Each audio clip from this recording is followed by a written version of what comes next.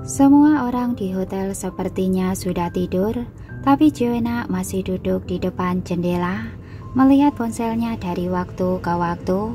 Saat dia menjadi sedikit tidak sabar, ponselnya berdering.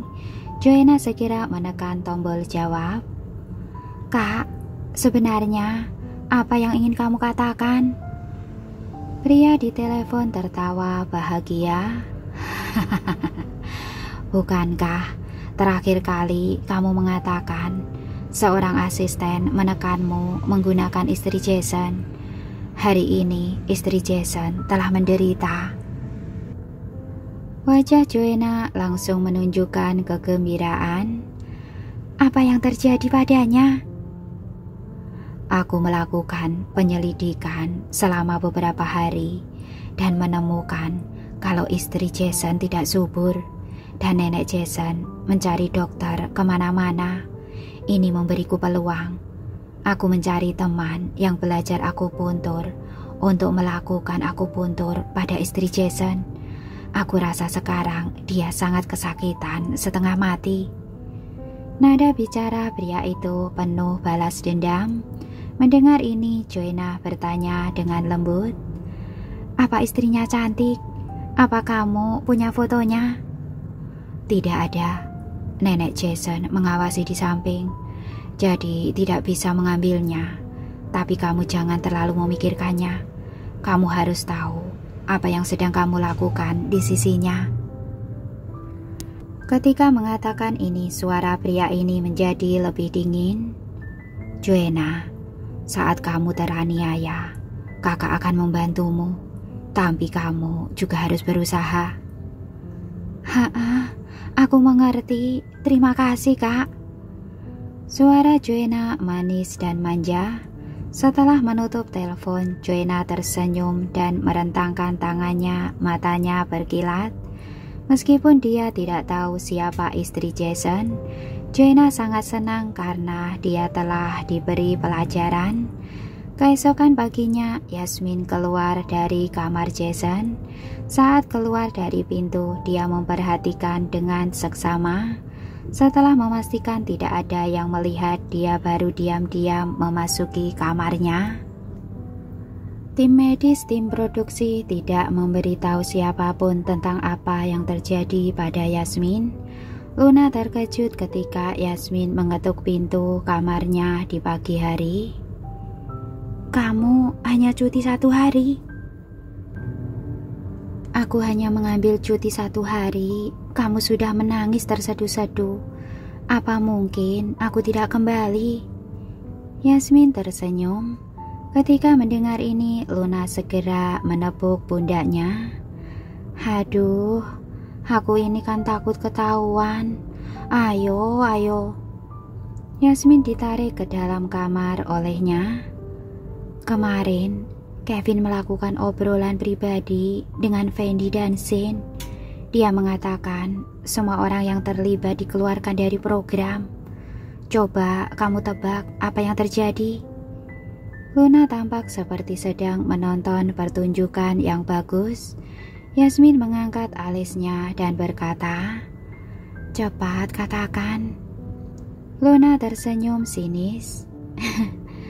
"Orang yang membelikan mengatakan Fendi yang memintanya membeli obat. Tapi Fendi menyalahkan Lisa. Sedangkan Lisa dengan tegas menolak mengakuinya. Jadi mulai diselidiki lagi." Yasmin tidak terkejut dengan keterlibatan Lisa.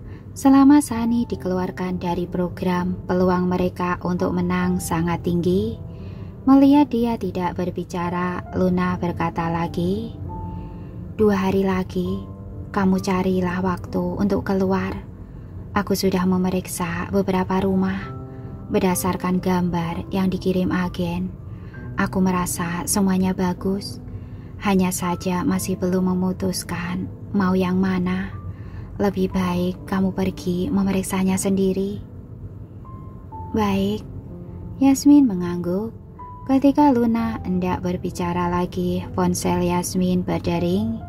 Dia mengeluarkan ponsel dan melihat bahwa itu adalah panggilan Nenek Gunawan. Dia memberi isyarat pada Luna untuk diam. Luna melihat ponselnya dan segera mengerutkan bibirnya karena merasa tidak senang. Begitu panggilan tersambung, Yasmin mendengar tuduhan Nenek Gunawan. "Sebenarnya ada apa denganmu?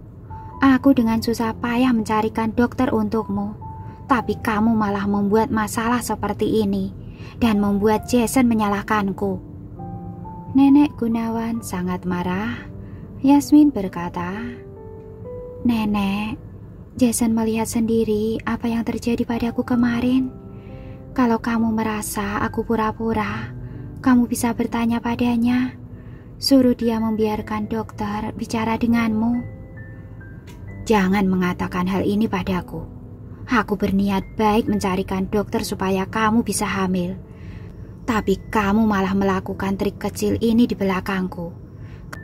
Kalau kamu benar-benar tidak bisa, bercerailah dengan Jason." Selesai bicara, Nenek Gunawan menutup telepon. Yasmin meletakkan ponsel lalu menarik nafas dalam-dalam. Luna yang berdiri di sampingnya sangat marah setelah mendengar ini sampai wajahnya memerah. "Apa maksud dia? Tidak bisa hamil? Menyalahkan semua kesalahan padamu. Dia kira Jason siapa?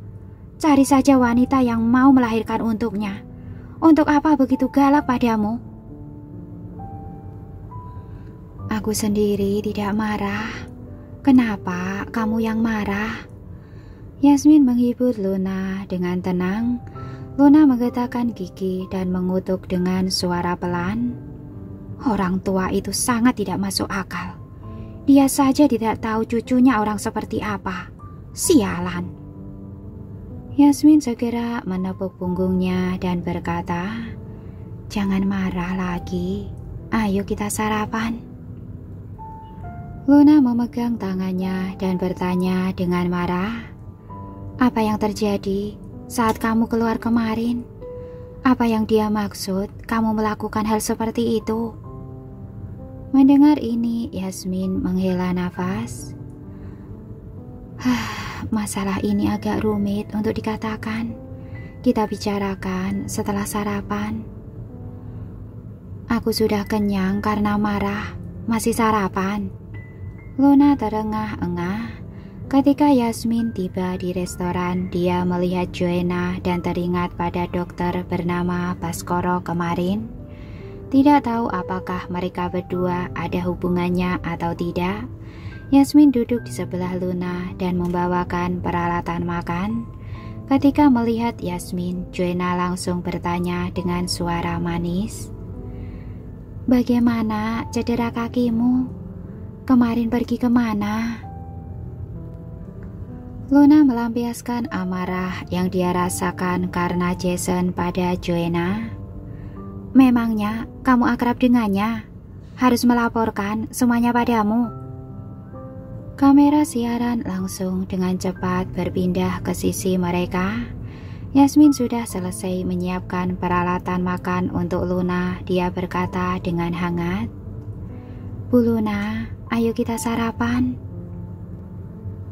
Luna bersandar di kursi, menatap Joanna yang tercengang lalu menunduk dan mulai sarapan. Joanna dengan cepat menunjukkan ekspresi sedih.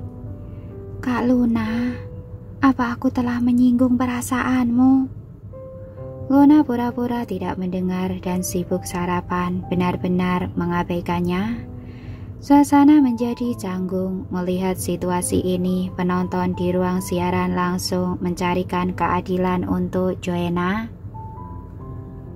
Terlihat jelas Luna sedang dalam suasana hati yang buruk. Tidak ada orang yang berani memprovokasi dia. Setelah makan, Yasmin kembali ke kamar bersamanya. "Tim produksi sedang merekam.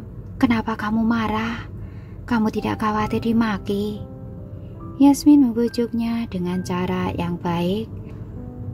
Luna berjalan di depan, bicara dengan acuh tak acuh. "Aku bukan Jason.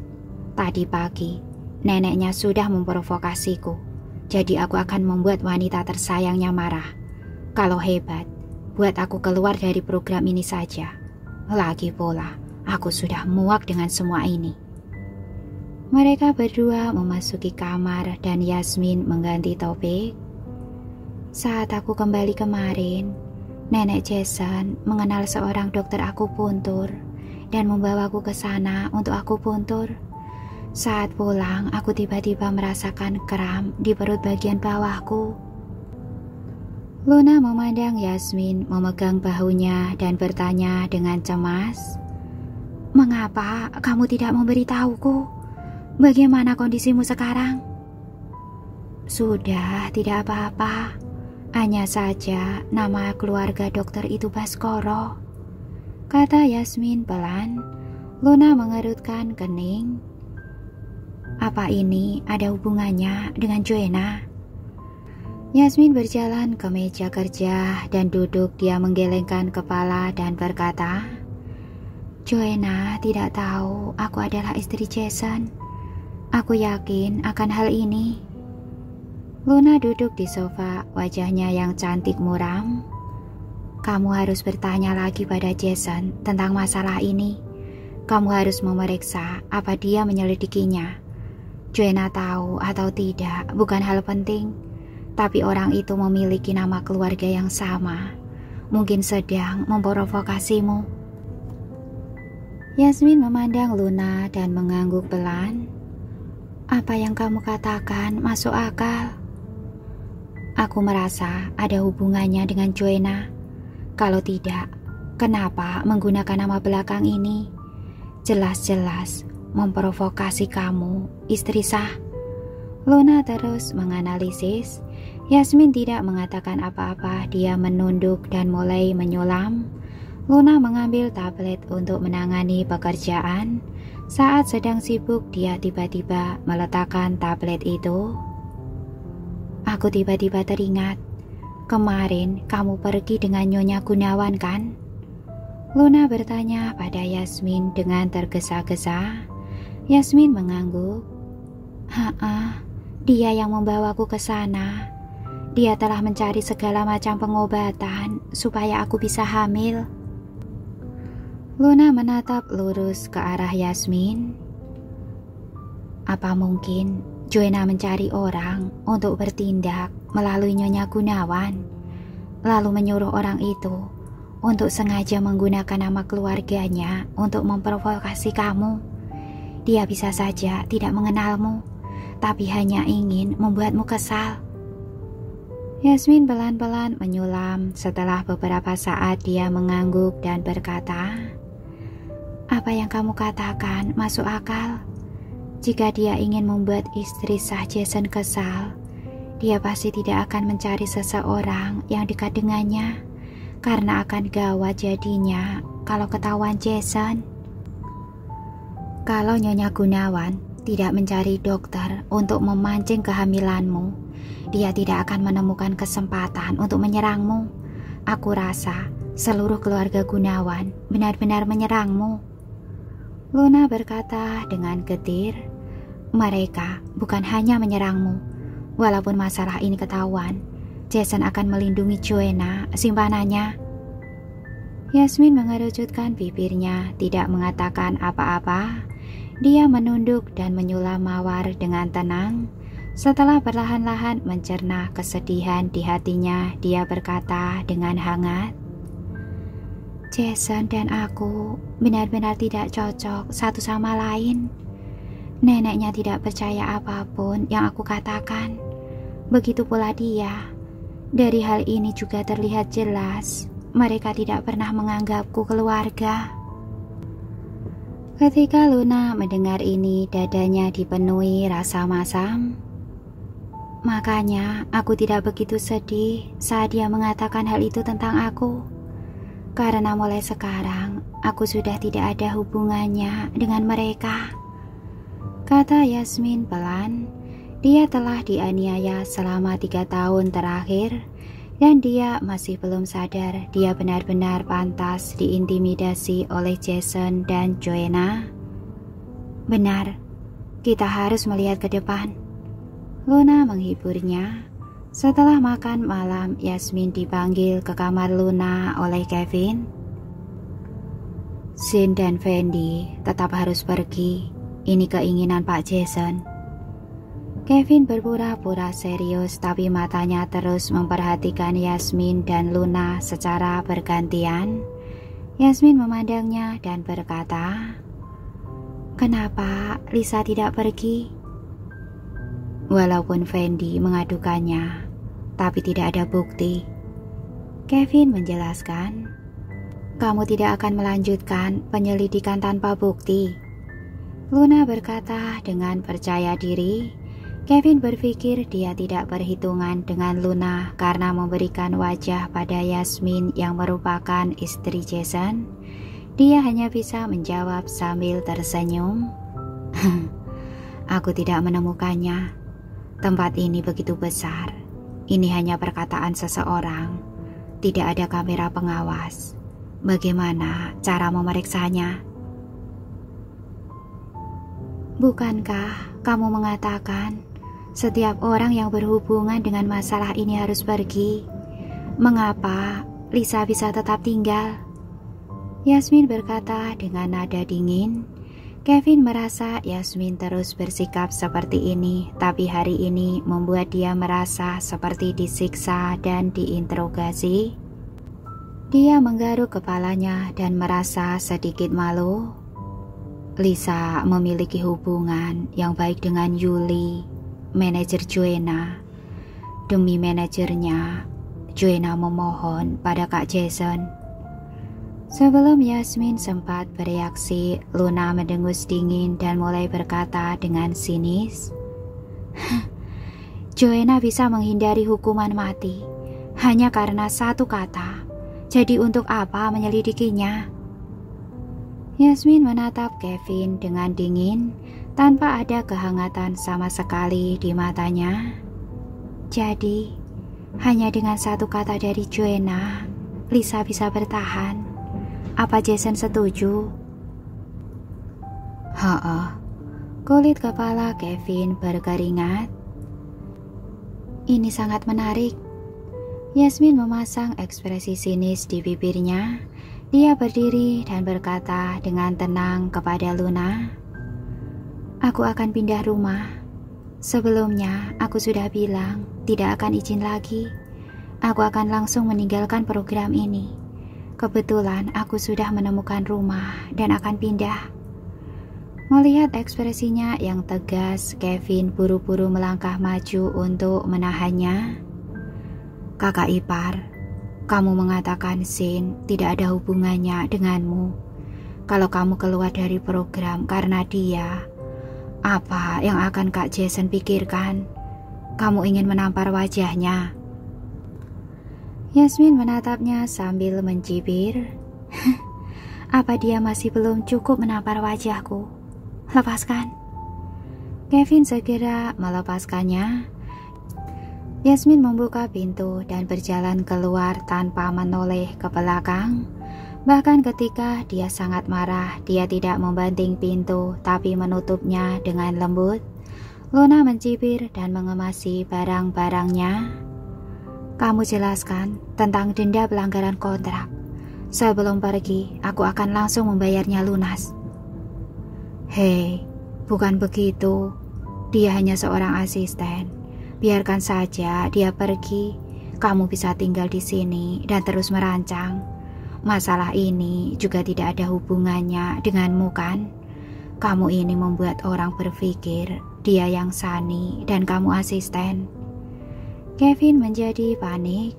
Luna langsung tenang, hampir saja ketahuan.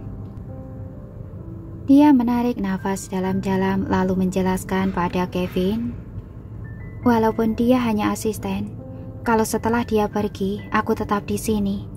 Ini namanya aku tidak setia kawan." "Kamu melanggar kontrak. Tentu saja aku bisa saja tidak meminta denda pelanggaran kontrak padamu. Tapi Pak Jason berinvestasi pada program ini. Kalau kamu menyinggungnya, kamu tidak akan bisa bergelut di dalam dunia desainer lagi." Kevin bicara pada Luna dengan serius. Luna melotot marah padanya. "Kamu sedang mengancamku. Aku beritahu kamu, kalau dia pergi, Aku juga akan pergi. Apa alasannya? Kevin memandangnya dengan pandangan menguji. Mau alasan apa? Kami adalah satu tim. Kamu kira aku akan tinggal di sini sendirian demi uang? Selesai bicara, Luna langsung meninggalkannya.